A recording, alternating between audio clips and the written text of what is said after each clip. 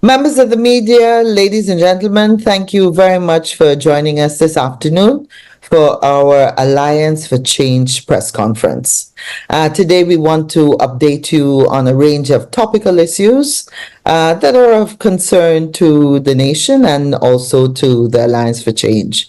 With me, joining me today is the leader of the Alliance for Change, Mr. Kemraj Ramjatan, Member of Parliament, former General Secretary David Patterson, an executive member, also a Member of Parliament, Dr. Vince Adams, who is based in the US, executive member, and also and myself, Kathy Hughes.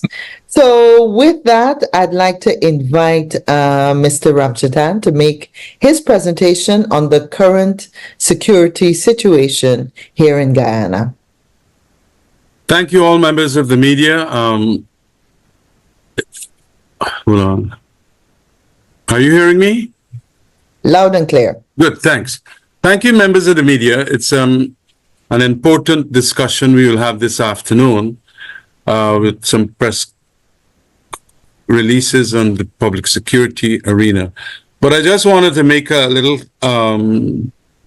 give a piece of information. We had a very important meeting with what we regard as the ABC EU yesterday at our AFC headquarters. We are going to issue a release shortly in relation to our concerns raised there and some of the concerns they have. That is the ambassadors and high commissioners. The AFC, and this is my press release for this afternoon, the AFC notes with grave concern the upsurge in crimes, road fatalities, domestic violence, and generally activities which make Guyana seemingly an insecure place. Corruption, petty and large scale, run riot in government and its various institutions. This state of insecurity in Guyana will be a driver for further migration to other lands of our more skilled and professional, even if not of our unskilled. The AFC posits that key obstacles to getting it right in the public security sector include corruption within law enforcement and impunity and complicity with certain leading members thereof.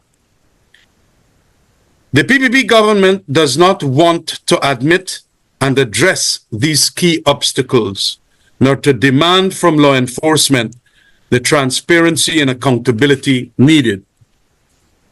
It must be appreciated that not continuing the major overhaul of the security sector as had started under the coalition government, but bringing back some forces that operated with impunity will be a blank check that could lead to disaster.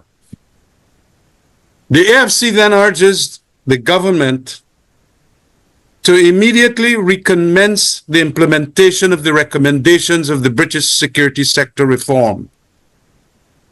B, craft a policing strategy that is compatible with democracy and not a strongman, iron-fisted state.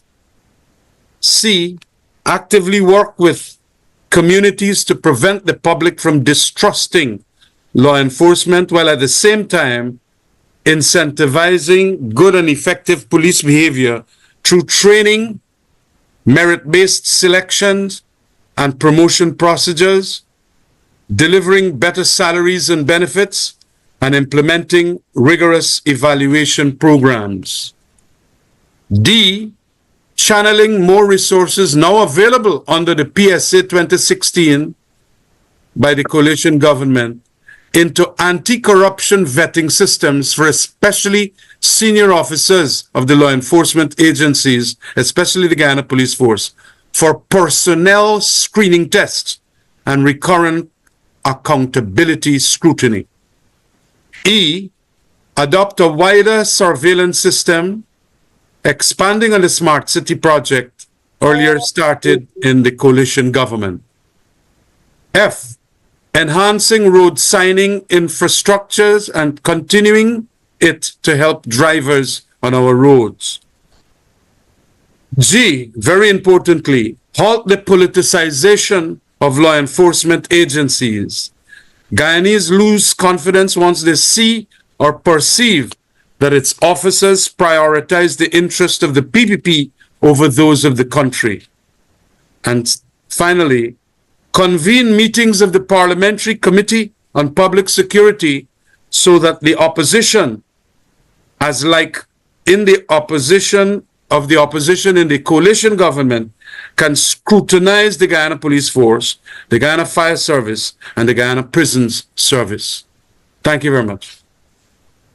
Thank you, Mr. Ramjitan. And now, Mr. David Patterson, if you would make your presentation regarding some of the inaccuracies attributed to the APNU AFC coalition by the Vice President and President of Guyana on GPL. Thank you.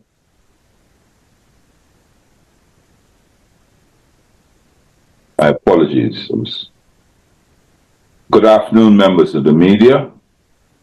The Alliance for Change joins with the rest of the country in bemoaning the state of our power generating sector. This woeful situation is not unexpected. The AFC, via numerous public statements, predicted this national catastrophe since 2020. Sadly, the PPP government were too blinded and arrogant to heed our warnings. On assuming office in 2015, we inherited a dysfunctional power system in dire need of major capital and technical investment. Unlike the current government, we did not seek to cast blame on our predecessors, but rather the coalition administration set about repairing and upgrading the entire power generating network. Our first priority was to determine the challenges facing the sector. Then we proceeded to develop short, medium, and long-term strategies to improve the network. This required hiring new management staff. As you can recall, we hired an internationally renowned, recruited CEO. Technical training for existing staff. We had a company called Manitoba from Canada who came here and trained all the senior directors and the junior managers and senior managers on power generation management. Procurement of additional generating capacity, upgrade and repairs of our poorly functioning transmission and net distribution network. While we will readily admit that the sector was not perfect by 2020, it was, however, heading in the right direction. Despite the conflicting misinformation being peddled by the PPP, we procured over 60 plus megawatts of new generating power, upgraded over 1,000 kilometers of high and medium voltage lines, installed new transformers, and boosted our production network.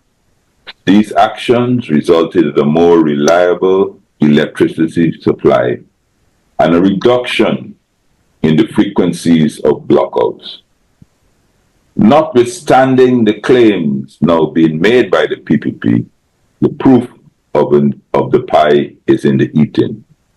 During no period under the coalition administration were blackouts so pronounced and frequent. This is an incontestable fact. We prepared a comprehensive strategy to carry the sector forward. Please recall that the gas to energy project was birthed under the coalition, albeit at a quarter of the cost of the current Wales Gas to Shore project. Funding were secured for several renewable projects, most of which have either been severely mutilated or abandoned by the PPP administration. Projects for the major upgrade to the T&D network were underway. Sadly, these were also shelved by the PPP. While the coalition administration considered a gas to shore project of 200 megawatts costing no more than half 500 million US dollars as being the major generating source in the short to medium term. We also understood that until the commissioning of such a plant, additional investments in power generation would have been required during the interim period.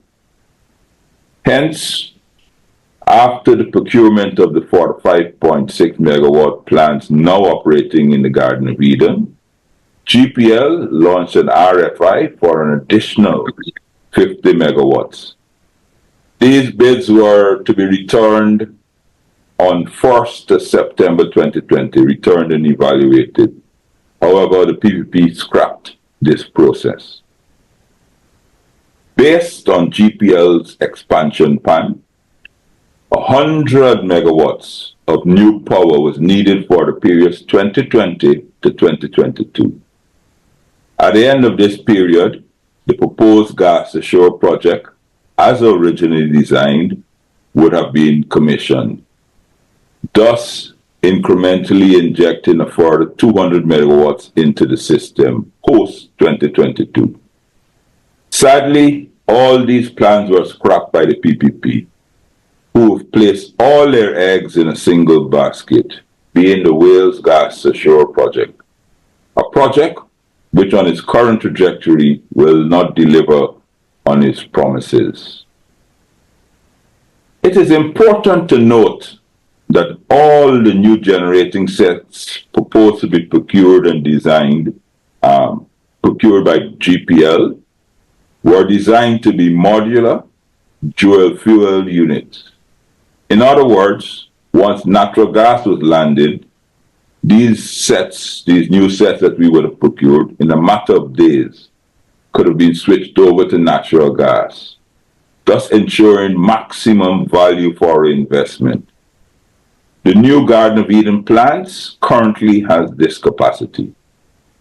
The PPP version is to mothball all our existing plants, thus making any early investment to be sunk costs. The current blackouts are entirely due to lack of foresight and planning by the government. Currently, there's a shortfall of generating capacity of approximately 35 to 40 megawatts. Several of the units at the Kingston location are down, while the new plants at the Garden of Eden are operating below their listed capacity, all because of poor maintenance practices. In January of 2016, a new unit called the Power Producers and Distributors Inc., PPDI, was established. This company came into operation, took over the operation and maintenance contract from Wärtsilä, which at the time was staffed entirely by Guyanese. In fact, for the preceding 3 years before 2016, all major overhauls at GPL were undertaken entirely by the Guyanese staff. By the way of background, when Guyana first purchased Wärtsilä sets, that company was awarded the O&M contract. Notably, this was the very first time that Wärtsilä executed an O&M contract anywhere in the world. Over the years, they entered into several other O&M contracts internationally and exported the Guyanese technical staff that started up their O&M facility to run these new contracts. These were the staff that returned in 2016 to run the newly established PPDI. In 2015, at the end of 2015, Wärtsilä was proposing $20.51 US per megawatt hour compared to $16.78 US what PPDI were going to charge. This $3.73 per megawatt hour resulted in $2.4 million US annually saving to GPL. PPDI was able to provide and deliver performance guarantees on the heat rate, fuel consumption, plant reliability, and lube oil consumption far superior to Wärtsilä, with a 98% operational rate, which means that the generators that they were servicing were operational for 98% of the time. The company was able to achieve ISO certification within 2 years of formation, signaling the quality with which it provided its services was world-class. In August of 2020, PPDI had 140 employees, 80 of who were technical staff with extensive experience, both locally and internationally. As soon as the PPP returned to office, they fired all the senior technical staff on the pretext that they were super salaried. Since then, more than 95% of the technical staff had resigned, taking up international job offers, since, in their own words, they were unable to stand the custom culture under the new GPL. These days, engines seldom can achieve maximum output, even after returning from major overhauls. The running programs for the restart of engines are not properly adhered to. The technical qualification systems that were in place to develop employees is now dormant. So new employees lack a structured development program, and spares are seldomly readily available. GPL has more than 20 maintenance overhauls scheduled for 2024, some of which were deferred from last year. Unfortunately, due to the shortage of generating capacity, these maintenance programs will have to be deferred.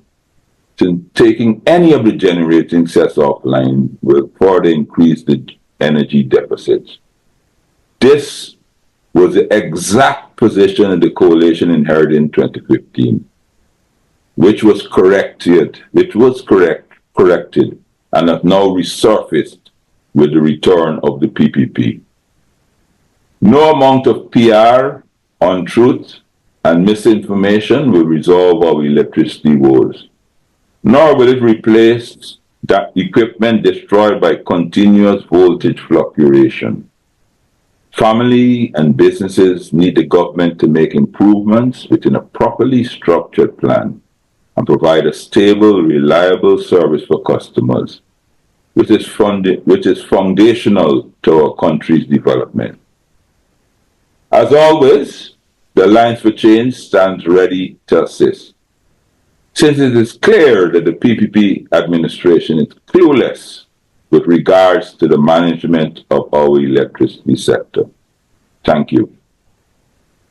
Thank you, David, for that body of very interesting information and for correcting a lot of the inaccuracies and lies that are being peddled. At this point, I'd like to invite Dr. Vince Adams to share some of his concerns and comments regarding recent developments in our oil and gas industry. Thanks, Kathy, and welcome to the news media.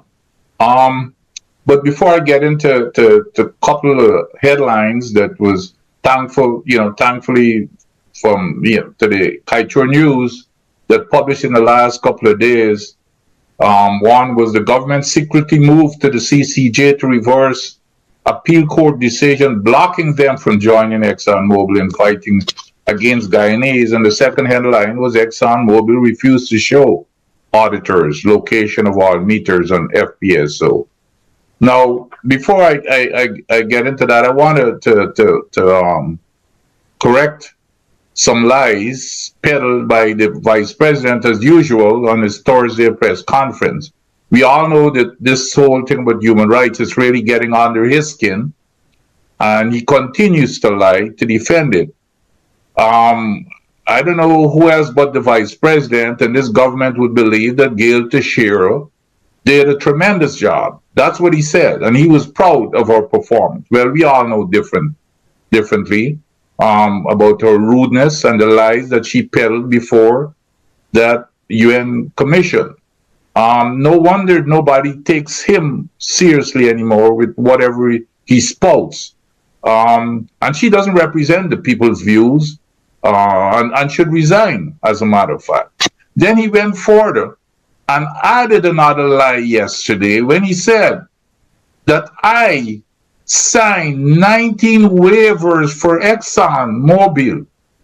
That is a blatant lie. As a matter of fact, I'm in consultation with my lawyers as to what the next action should be.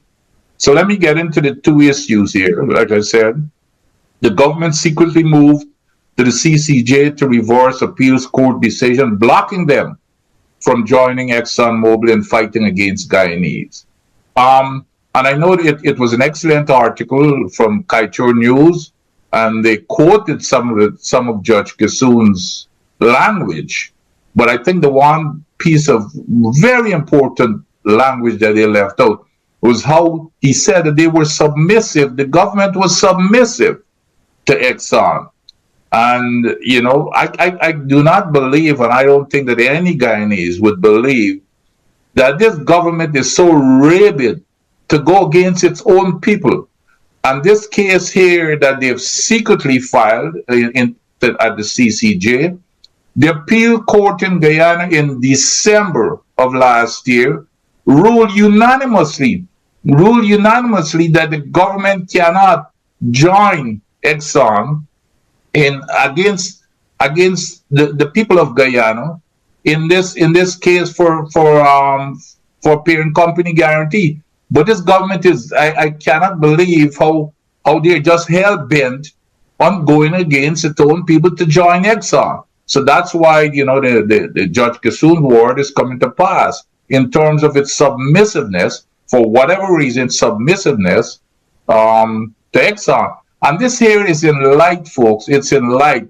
You would have thought that if this government had any sense or they had any care for the people of Guyana, in light of what the lessons learned from this small Tobago spill, and it's a very small spill compared to what can happen in Guyana. It's about 35,000 barrels of oil or fuel that was leaked, and we can see the devastation that it has caused Tobago, and we can see the issues that it's even causing the Tobago government in terms of who is liable for covering that cost. But here we have, within the next year or so, we will be having one ship traveling through the Caribbean with 1 million barrels, not 35,000, 1 million barrels of oil every single day. Right now, it's about one ship every 2 days. And if something happens, who's going to cover that cost? On top of that, we have the probability of a spill, not a spill, well, a blowout, an oil blowout at the well itself. And then so how could they be fighting against all the people asking for Exxon, who's going to be making hundreds of billions, probably even going into the trillions, depending upon oil price. All of this money, we're getting 14.5%. They're getting 85.5%. They're making all of this money, and just to ask them to cover any liability for an oil spill. What is so unreasonable about that? And the government is fighting against that for its people. It doesn't care. They don't care whether it devastates our economy, because that is what's going to happen. We will go bankrupt because we cannot cover, for example, the British Petroleum spill cost $145 billion. The entire Caribbean would be wiped out with the fisheries and the tourism, etc. So I cannot believe that they are going down this direction of fighting against its own people. And I want to add something else here. It's, if you think you've seen it all, in this legislation that is being peddled for an oil spill protection, all this legislation will be about, and I want the news media to mark this date and this moment that I'm making this statement. I'll be willing to bet you that legislation is, in effect, an attempt to bypass or to circumvent Judge Kissoon's ruling. Because when they take it to Parliament and they have the votes in Parliament and they vote for that legislation, I guarantee what's going to be in that legislation is going to be the opposite of what Judge Kissoon ruled for an unlimited parent company guarantee. It's going to be what they want to have there in terms of a limited coverage. So mark this moment, media. That is what's going to happen. I'll be willing to bet you, and I'm happy if I'm wrong, but that is where the words of Rutledge is going to come in when he says it has the cost has to be reasonable, and and credible. So that is what's going to be defined in that new legislation. I'll be willing to bet you, and we all should be concerned. The next item was the Exxon refused to show auditors location of all meters on FPSO. Folks, this is not just a resentment of processes of auditing. This here is a slap in the face, and I pass for the government of Guyana. These auditors are not working there for themselves. They're working on behalf of the government of Guyana. The government hired them to do their job. So when they chase the auditors or prevent them from seeing something, they're telling the government, you cannot see what we're doing. That's basically what it is. It's not about the auditors. Whatever they tell the auditors that they cannot do, they're telling the government they cannot. So they're telling the government they cannot see these meters. And the one thing, and Exxon know they cannot do these type of things in any other country but Guyana. In an audit or in any normal country run by a normal government, what happens when an auditor comes in to do an audit? You have what is called an in-briefing meeting, and you lay out what exactly you're going to do, and the company assigns its experts in each area that you're going to be auditing to walk around with the auditors to answer questions here and there. And you better be, the one thing you always try to do is to be nice to those auditors, because you want them to have a good report, and the one thing you want to say is that you've cooperated. It's the opposite here in Guyana because of the autocratic ruling that we have. They don't care about what comes out of that audit, and that is what we have here. You cannot prevent an auditor from seeing anything that they ask to see. As a matter of fact, how dare them not to see the meters? Production is tied to expenses. How could you differentiate? How can you separate production from expenses? That's what drives everything. It's the oil production that drives cost. So for them to be refusing, again, not the auditors, they're refusing the government access, which is, by the way, against the same PSA. And then I don't understand why that audit is even limited to what they're saying. It's limited expensive. That is nonsense. The contract says it's an audit of the project. It's an audit of the project. It has a timeline by which you have to audit it. So, but Exxon is taking advantage of this government because of their submissiveness. And we all know, I don't have to go through the number of examples, that when the coalition was in office, the coalition implemented a lot of these guardrails that this government is now tearing down. And we all know all of the environmental guardrails that we put in place, such as the full liability coverage that they are now tearing down. So this government is submissive. On the other hand, the coalition government was very assertive, and Exxon respected that, but now they're disrespecting this current government. Thanks.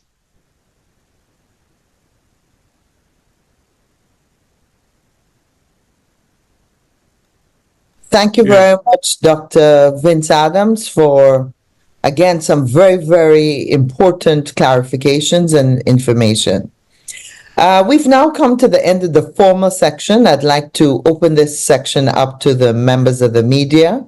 If you would use the raise hand icon, and if you would identify yourself and the agency you represent as is normal. Thanks.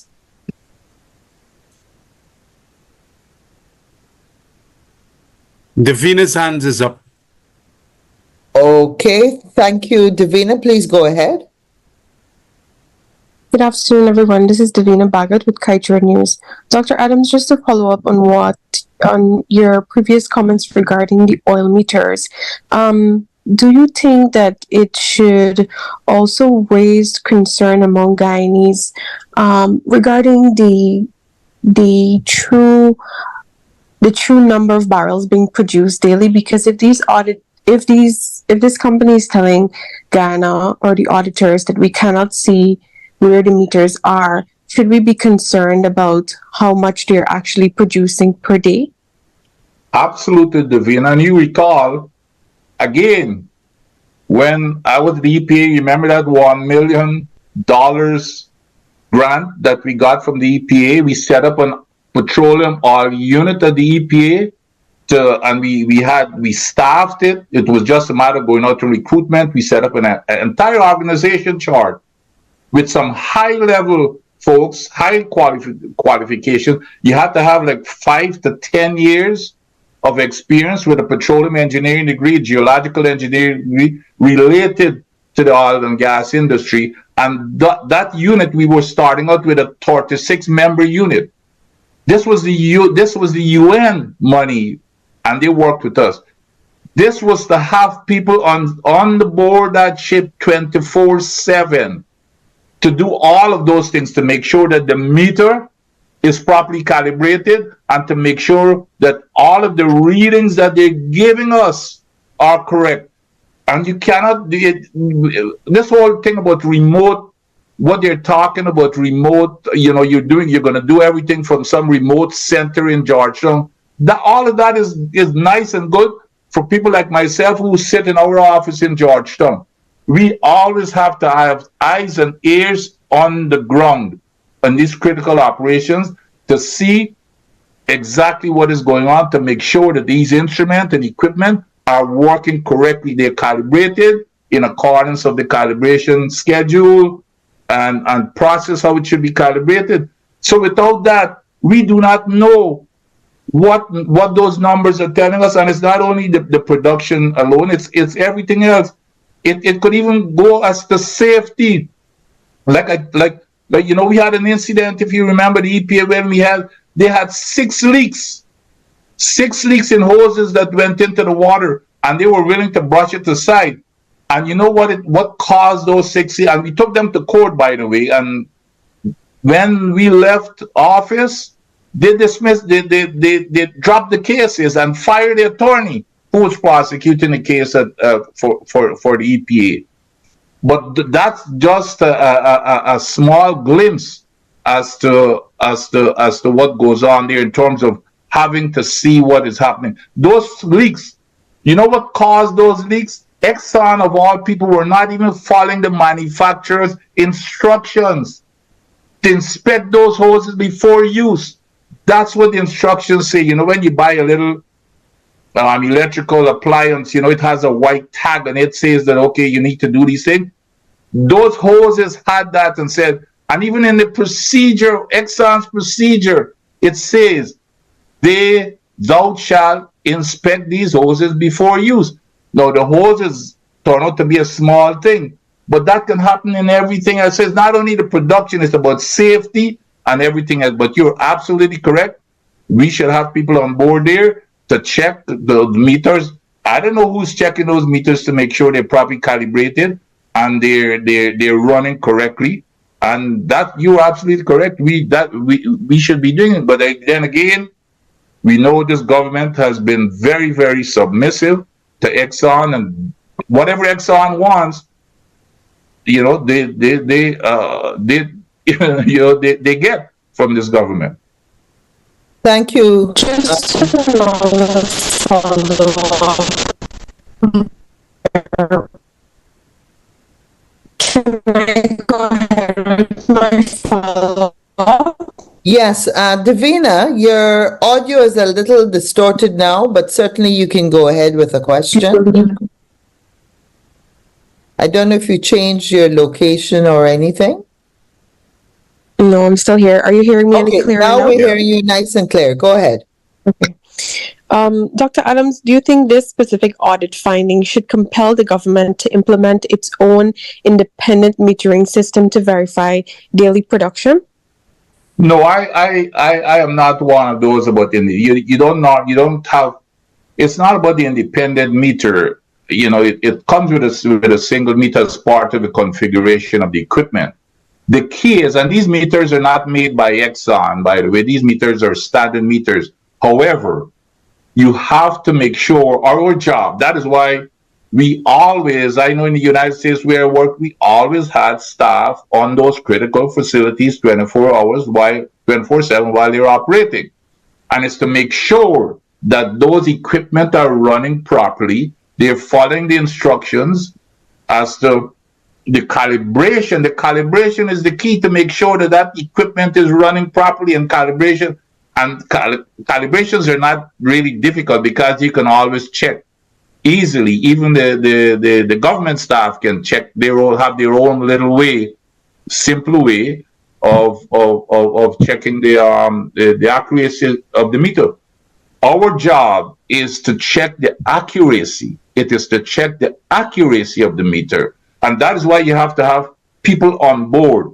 An independent meter is not going to make any difference. You're going to have the same meter, which is very similar to what they have, because only once, a few set of people who make these meters, but it's the calibration to ensure that we can measure the accuracy. And we've got a whole lot of people. All you need are a good mechanic, a good electrical person, an engineer or a technician, and we can, even if they don't know about those specific meters, they can learn about those meters, and that's all we need to make sure that they're running properly. Now, they say that the Ghana standards, Bureau of Standards, they are they say that they check those type of things, but do we know that for certain that they're checking? And how are they checking it? Are they on board, or are they just getting reports from Exxon? Those are the things that we need to verify. But you really don't need an independent process. You need to make sure we have people that are there, eyes and ears, seeing for ourselves, qualified people, by the way, to understand what they're doing. Thank you, Dr. Adams. Mr. Ramjatan, if you could help me, I'm unable to see the hands from the reporters. So let me... I see Davina hand still up. Are there any other persons that we want to give a chance to? If not, we continue with Davina. No? Okay, Davina, go ahead. Thank you. Two substantive issues. Firstly, the Vice President said government receives quarterly reports from Exxon that contains updates on the reserves in the Stabroek block. But when he was asked to share what those numbers are presently, he said he would check to see whether the report contains proprietary information. I wanted to know if the AFC believed that the country's reserve is proprietary information. And secondly, Christopher Ram, a prominent attorney, has compiled a list of 30 questions that was addressed to ExxonMobil, the country manager for ExxonMobil. Do you agree with Ram that the oil companies owe the country answers as it regards the exploitation of the resources? And do you think it's a bad reflection on government for a citizen to be forced to turn to a private company for information that they should be providing? Let me take the first part about the reserve. It's absolute nonsense and BS for the vice president to be saying that anything about production rate is proprietary. Was it proprietary when you remember the first first set of discoveries to get to the 11 billion. Did you folks recall? And you can go back and check the newspapers. As soon as they drilled the well, apparently the very next day, we had the information to say the reserves is up to this level. The reserve is up to this level. It's been 2 years now since we've gotten an update. After that 11 billion. So this is nonsense. It wasn't proprietary then, and production rate is not proprietary. When you go to these oil conferences, as a matter of fact, they would go there and brag every discovery that they make. They would be publishing it at the conferences. So there's nothing proprietary about here. Even their technology is not proprietary. So it's absolute nonsense about proprietary. But my reasoning is it's because of the questions and scrutiny that they're getting about all of this money that are coming in. What are they doing with the money from all of us here and all the other folks that the international exports that are questioning it? And that is what they cannot stand. And the newspapers such as Kaieteur News, they cannot stand that. And so they're withholding information and they're doing everything in secret. But it's absolute nonsense. I used to be working on these drill rigs, and we used to make preliminary assessment right on the drill rigs while you're drilling in terms of estimates, and then you go and you refine that date in the next couple of days or so. So this is a bunch of nonsense, and just it's a blatant lie as usual. Yeah, yes, Kathy, can I? Yes, please go ahead. Also, Evan. and Davina, Dr. Adams is absolutely correct. There's no secret whatsoever to reserves. I mean, we know Venezuela has this amount of reserves, and they keep updating it. Every time you discovery, the oil companies update it. There is, I do suspect, obviously, as I said before, because of the scrutiny, because of their misleading advertising, they are keeping this information private. I mean, the government is complicit as well, because if the government knows this information every quarter, there is no reason for it not to be made public. And secondly, on the questions of Mr. Ram, I've seen them. Some are very interested questions, and we do support it. These are for good governance. These questions should be answered. I will wait and see. What I would have preferred is that what Mr. Ram should have who could do, and I'd like to say it's a right to Mr. Rutledge directly with these questions rather than post them. I don't know if he has if he did it or not.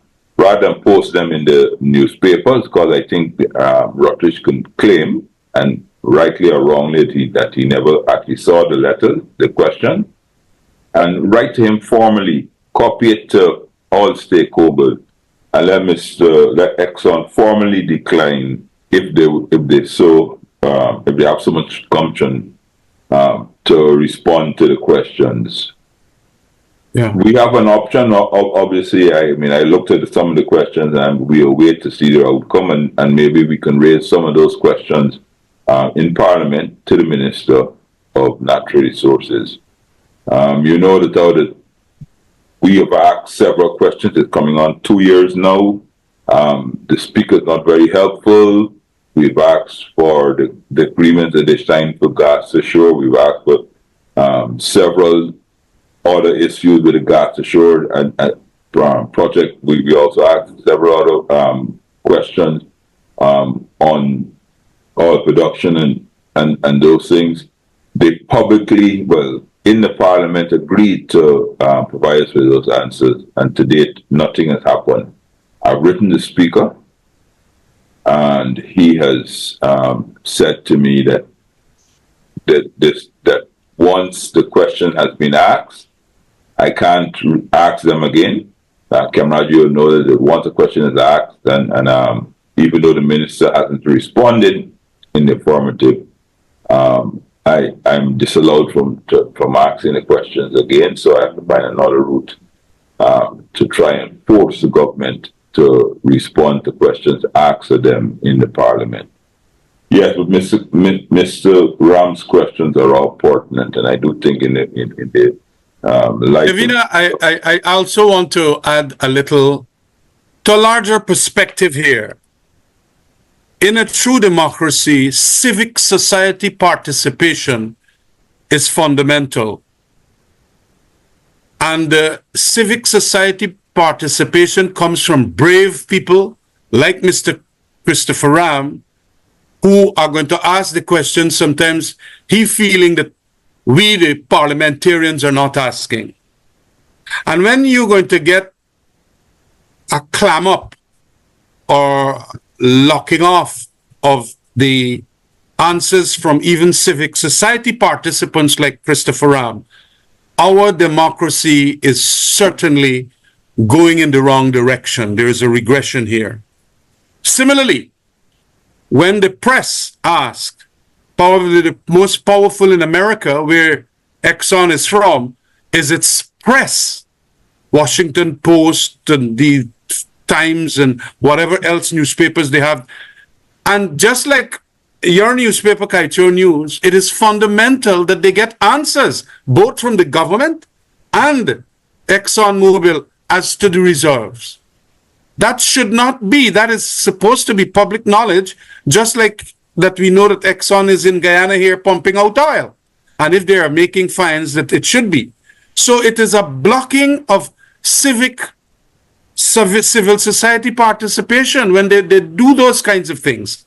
And our government that love to spout the fact that they're democratic, again, has eaten out of the institutions, this civic society participation, by saying that we are not going to give them information and so on.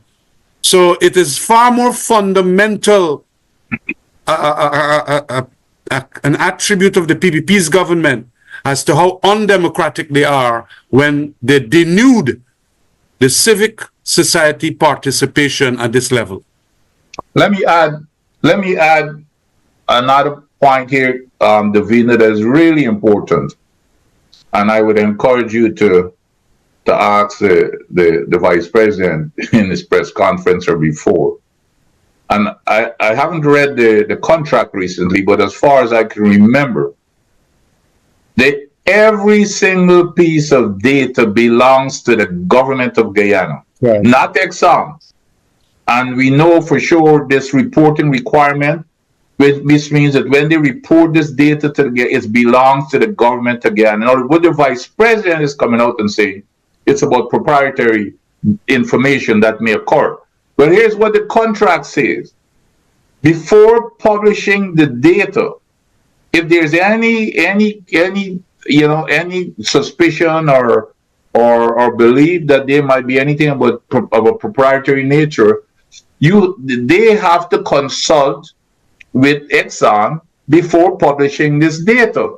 Well, I would ask the vice president to tell us if he has asked Exxon about if there is any data about the production that is submitted to us quarterly, if he has followed this sanctity of contract by asking them, is there any information there that I cannot publish? So that's the first step he has to do. And then he needs to tell the Guyanese public what is Exxon's response as to what exactly are the proprietary nature of this data that cannot be published.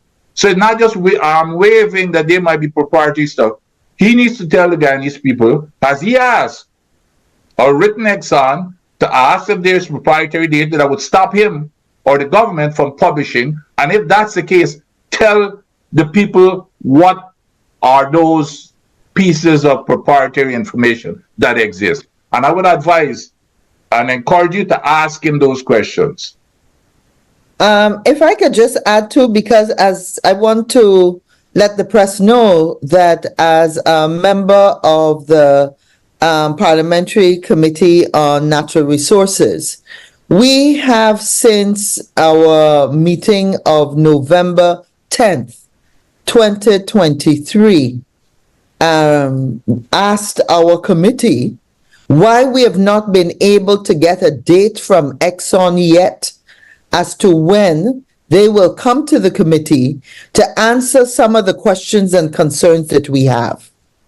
It is worrisome that you have a parliamentary committee that is designed to provide and ensure scrutiny and independence and transparency in the operation of our natural resource sector.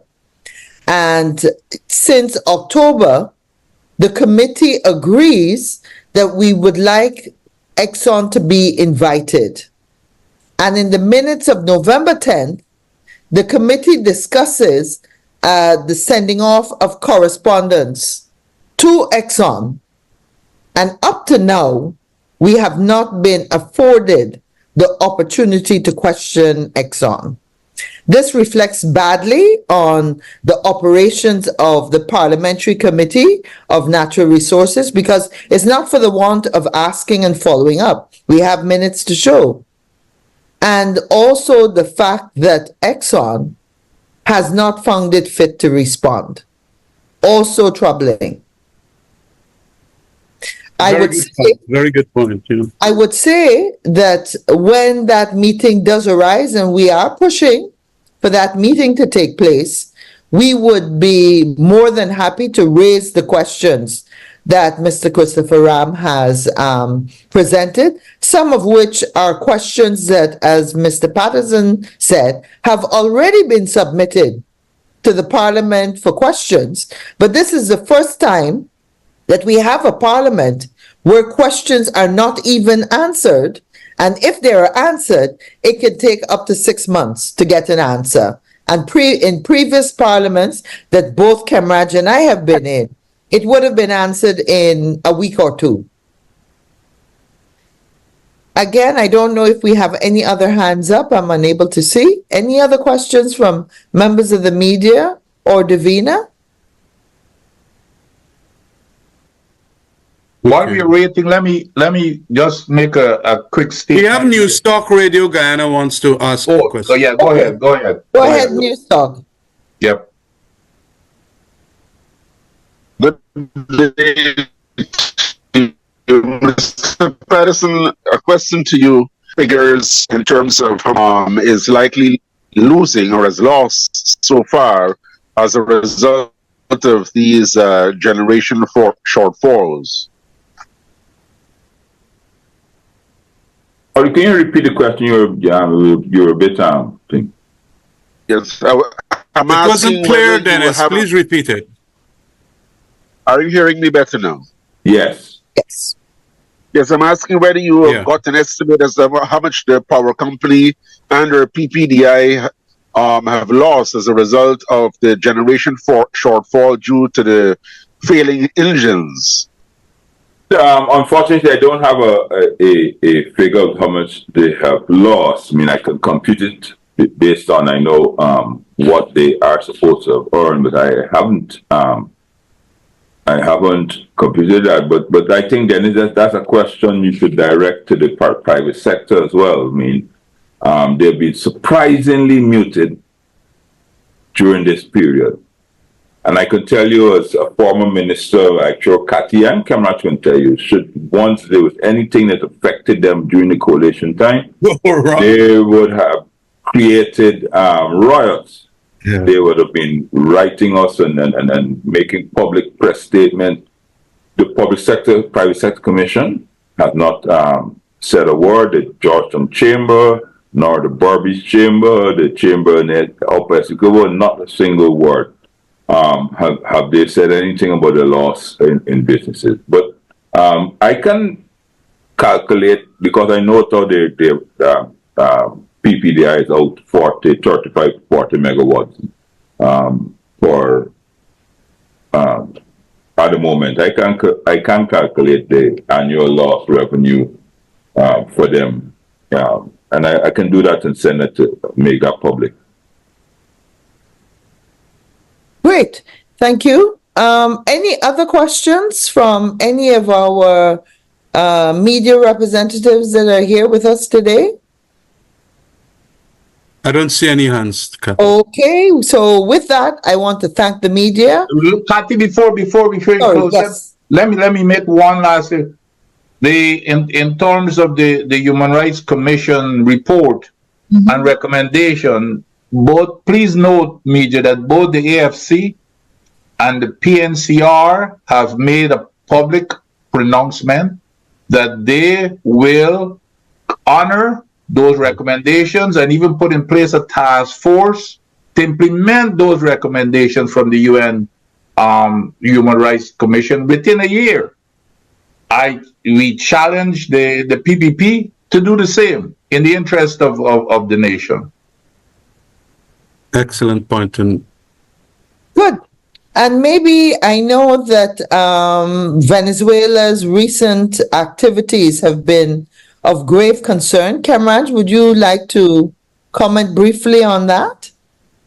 well, we feel abused by the government for rushing to Parliament to get our support and thereafter literally not even holding the Foreign Relations Committee meetings that ought to have been held to keep us abreast and also to share with information as to what they're doing internally to be of some satisfactory activities that can calm the nerves of Guyanese.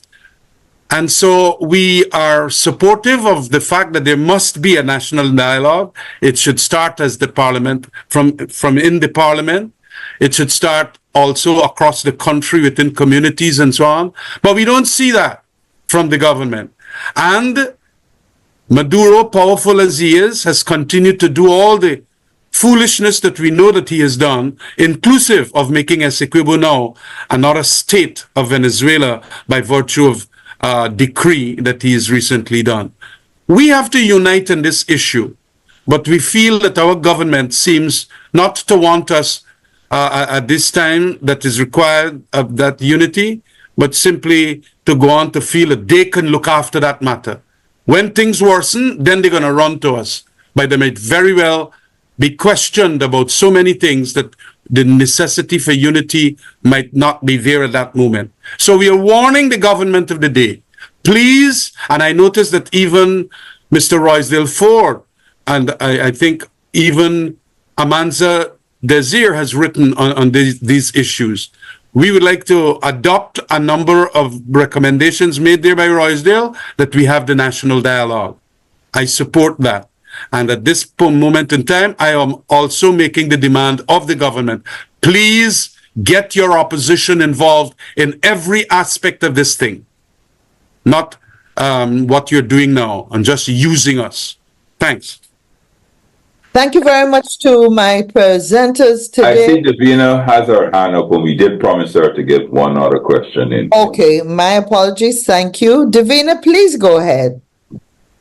Thank you very much. Mrs. Hughes, I was just hoping you could give me some clarity on the Parliamentary Sectorial Committee on Natural Resources and how that process works in terms of getting Exxon to answer your questions. The November 2023 session that you guys had, can you say who's the chairman and how is it that you need the support from government to ensure that Exxon comes before the committee, or can you as the opposition members can just decide that you want this to happen and it happens? Okay, sure. I'm happy to clarify. So the Sectorial Committee on Natural Resources, as you know, is a committee of the Parliament. It is chaired at this point in time. The chairmanship rotates. At this point in time, Don Hastings Williams is the chair of the meeting, and of course of the committee, and of course it includes representatives from both the government and also from the opposition. So the representatives from the vice chairman is Minister Vikram Bharat, And of course, other members are, for example, Mr. Robeson Ben from the PPP, Anand Prasad and Fazil Jafarali, and also Mr. Williams. And on the opposition side, we have Mr. Vincent Henry, I mentioned Don, Mr. Ricky Ramsarup, myself. And what happens is that when the committee started, and there was a long period of over a year of no action on the committee. And when the committee restarted, I think towards the end of 2022, what we did is that we worked out a work plan. And in that work plan, there were strategic visits that we needed to do to locations and sites. For example, there were some locations that dealt with gold mining where we had challenges and deaths that we wanted to go and have a look at.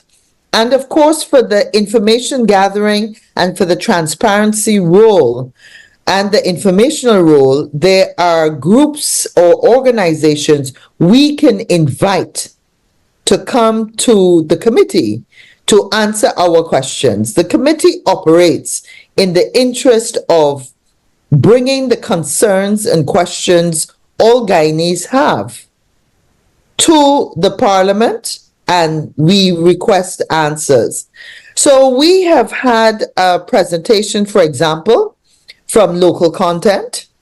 The local content secretariat came, spoke to us, and we gave our recommendations.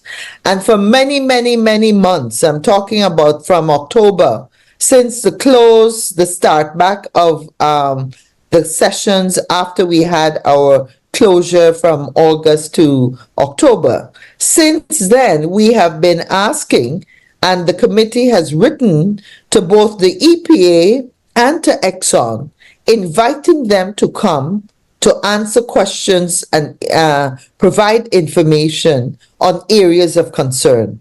And as I have said to you, since November, letters of invitation have been extended, and up to now, we're talking about close to 6 months later, these have been totally ignored, and the committee has not, and the parliamentary structure has not been able to confirm a meeting date yet. That we find totally unacceptable.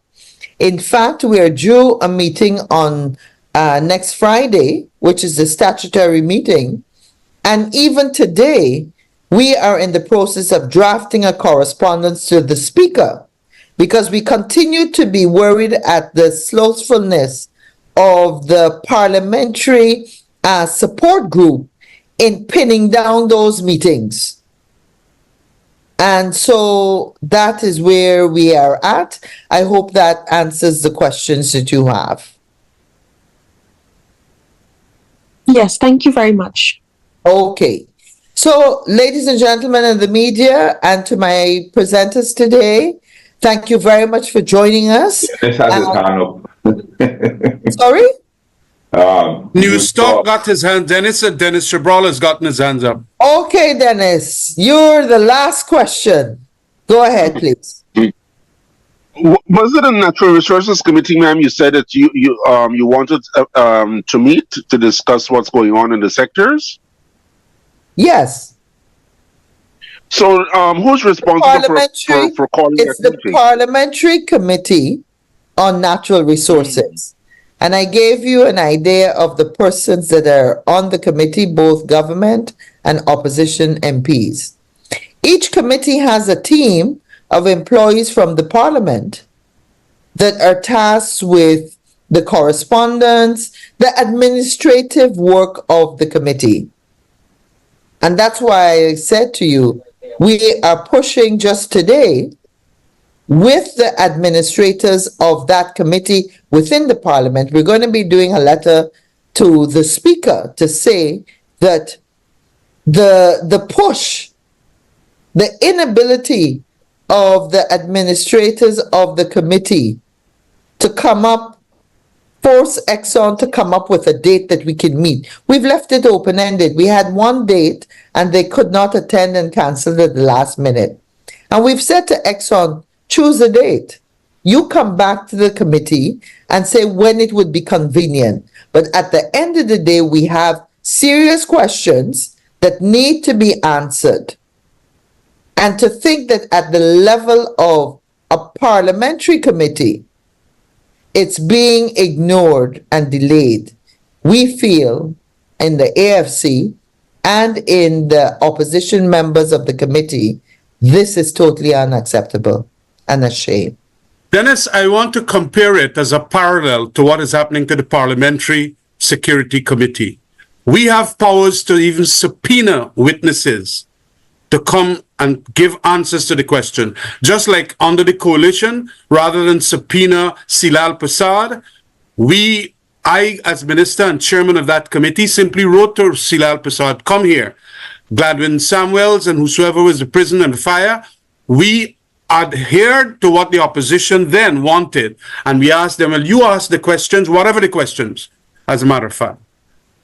So what has happened to the Parliamentary Select Committee now, committee, has been a blank shutdown.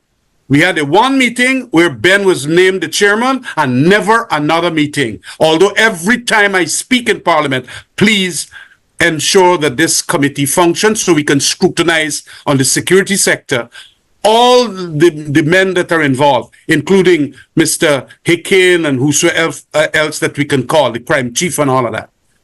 What we see here is that in this committee that Kathy is talking about, whereby they didn't shut it down, like what Ben has done, they have, Vikram Bharat was a little more open and at least he convening meeting. But the next step relevant to or equivalent to shutdown is to have maximum administrative delays. So now when the committee asks for Exxon to come to answer questions as about reserves and all of that and proprietary interest, Exxon don't come and the government does nothing. As the majority in that committee, it is not doing anything too. So because of this incestuous relationship, government does not want that kind of scrutiny, and that is where the democracy's guardrails are collapsing as a result of the non-functioning of our parliament and its committees. Thanks very much for just allowing that. Thank Kathy, you. you got a one minute more? Yes, go ahead. Good. Going back to, especially to the Venus question here and the Kaito News headlines with the CCJ, with the government again rabidly fighting to fight against its own people. And besides all of the issues that I mentioned, in terms of if you get a spill, etc., the government took actions to overturn the coalition's decisions and guardrails in place. This government took actions to overturn those. That's right. To increase the risk of something happening. So they're increasing the risk for a spill on the front end, but going and fighting against protection on the backside if something happens. For example, they're allowing Exxon to go against its environmental impact assessment decision, which is sacred, to not produce above the safe operating limit. They're producing 30, 40, 50% above the safe operating limit as defined in the EIA, which is sacred. You do that in another country, you shut down and probably shut down forever. The other thing that they're also doing, they went secretly and overturned the Payara permit that was written by us before before I left the EPA. And in that Payara permit, we said you have to have a capping stock on site, meaning at the ship itself, because a capping stock is a big, heavy piece of equipment, 50 to 100 tons, that you put as a lid on top of the well if you get a blow to stop it from blowing out. So you want it there as soon as possible. We imposed a 3-day time period. Exxon came to us and said they're going to do it in 20. Myself and Dr. Bino said, no, we got them down to 3 days. This vice president is bragging at every one of his press conferences as if He invented his capping stock, and he's bragging that now they're doing it for 9 days. They've tripled the number of days, the minimum days that is supposed. So he's saying, even if you've got to spill for 6 days and 6 extra days, it really doesn't matter. The other thing that they changed that we had in that Payara permit was that there shall be no dumping of produced toxic, hot, radioactive water into the ocean. We had that, and they were supposed to go put the equipment on the FPSOs. They overturned that and removed it. They secretly changed the Payara permit in June of last year.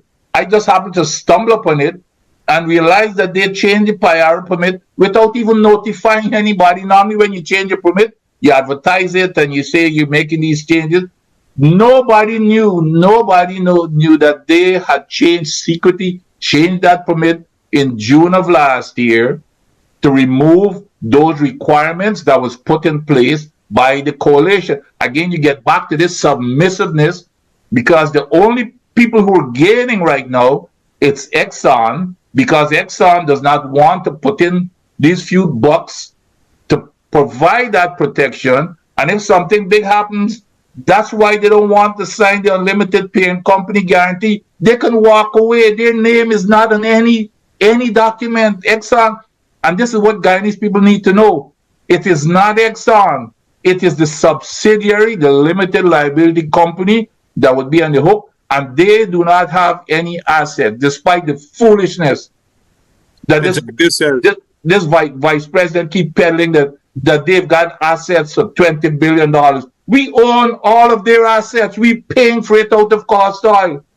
It's in a contract that they have to return it to us free of charge because we're paying it for it. So that's what we've got to deal with this government. They're overturning everything. They have the protection we had in place. They're enhancing the possibility of a spill from the front end, and then they're fighting like hell to evade putting in the protection to cover the cost if a spill occurs. So that's what we're dealing with here. It's a double whammy from this government. Okay. Thank you very much, and thank you everyone again. To the members of the media, I just want to say that, the AFC has been raising for some time now our concerns with regard to the parliament and the operations of the parliament, and that important role any parliament makes and plays in any country. And we have informed the media and the public that Parliament does not operate the way it's supposed to. The fact that many months after our last meeting, we still have not had a meeting of Parliament, whether and in other jurisdictions, it is mapped out a whole year ahead of time when the parliamentary sittings are going to be. It just shows the difficult situation this country is in.